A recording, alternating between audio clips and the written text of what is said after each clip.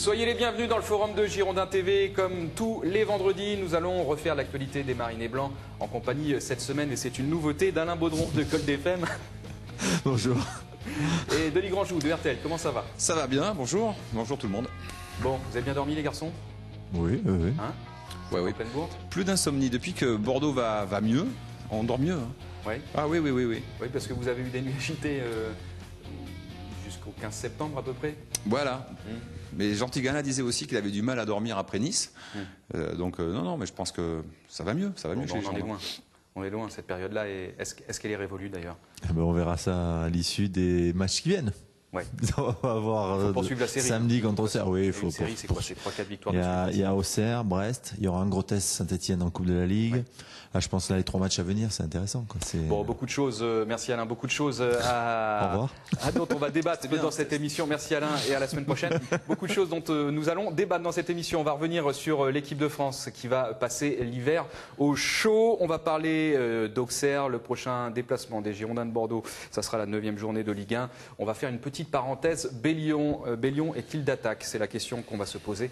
Et enfin, le système Tigana est-il, oui ou non, assimilé par les joueurs? Mais si vous le voulez bien, messieurs, commençons par l'équipe de France. L'équipe de France. Donc le thème choisi, l'hiver au chaud. D'un point de vue comptable, c'est évidemment une bonne et belle opération. Mais au niveau du jeu, sur les 2 rencontres, qu'est-ce que vous en avez pensé? Moi, je fais mon mea culpa, parce que j'avais dit que ce serait Florent Malouda le capitaine. Vous n'avez pas ressorti la bande? Non. C'est Alou Diarra qui l'a été les 2 fois, donc mea culpa, j'avais pas de bonnes infos. Ce que je retiens, c'est les 6 points, déjà. Moi, j'ai plutôt aimé le match contre la Roumanie. Je n'ai absolument pas aimé le match contre le Luxembourg, parce que le Luxembourg, pour moi, c'est pas du football.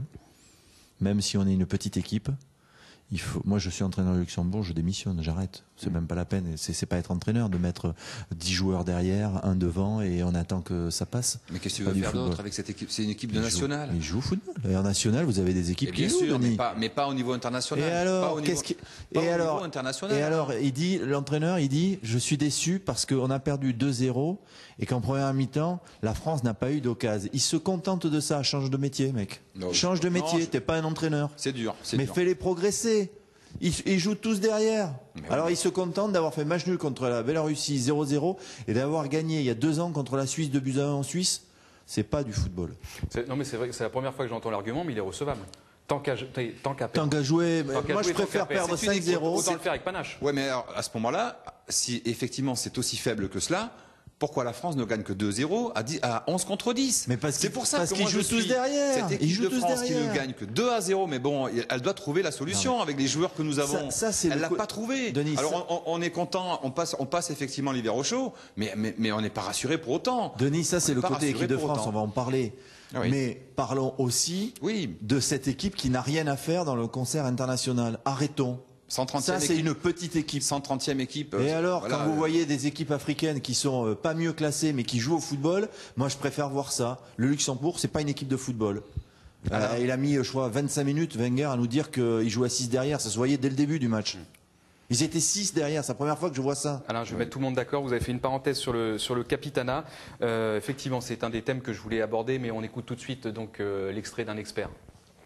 Ça va être Florent Malouda. Ça va être Florent Malouda? Ouais. Vous avez des infos? Ouais.